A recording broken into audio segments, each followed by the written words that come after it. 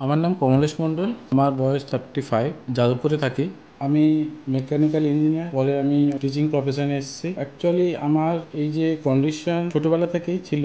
আমি সব কিছু খেলাধুলাই করতাম, সবাই আমার দিকে তাকিয়ে থাকতো। সেই চ্যালেঞ্জটা আমি ফেস করেছি 30-35 বছর। নিজের মধ্যে ছিল যে জিনিস থেকে আমাকে একদিন বেরোতেই হবে। আমি প্রথমে প্রভুকে সোশ্যাল মিডিয়াতে দেখেছিলাম, তো যখন প্রথমেই আসি এত সুন্দর স্যাটিসফাই আমার অফারটা আসে যে কীভাবে করলে এখান থেকে ভালো কিছু রেজাল্ট আসবে।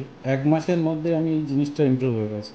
আমার জীবনে পুরো এত বড় একটা লাইফ চেঞ্জিং মোমেন্ট হয়েছে, সেটা আমি কাউকে বলে বোঝাতে পারবো না। একটা হিউজ কনফিডেন্ট এসছে। তো মনে হয় যে হ্যাঁ, অন্তত আমি বাইরে গেলে তো আমার দিকে তাকাবে, অন্তত সেইভাবে তাকাবে না। আমি চাই যদি এরকম কোনো কন্ডিশন থাকে, সে একবার অন্তত এখানে আসুক, সে তার এই এক্সপিরিয়েন্সটা নিক যে তার জীবনটা কীভাবে চেঞ্জ হতে পারে।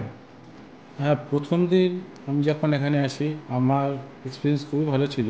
কারণ যে কন্ডিশনগুলো ফেস করতে হচ্ছিলো সেটাকে কীভাবে সেখান থেকে বেরোনো যায় তার জন্য আমাকে অনেক ধরনের টিপস দিয়েছিল, এবং কোন ধরনের প্রস্থেটিক লাগালে সেই জিনিসটা সুইটেবল হবে আমার জন্য সেটা হেল্প করেছিল। এবং সব স্যারই বা ম্যামও খুবই হেল্প করেছিল, এবং এই পুরো প্রসেসটাতেই আমি সবসময় স্যারদের পাশে পেয়েছি।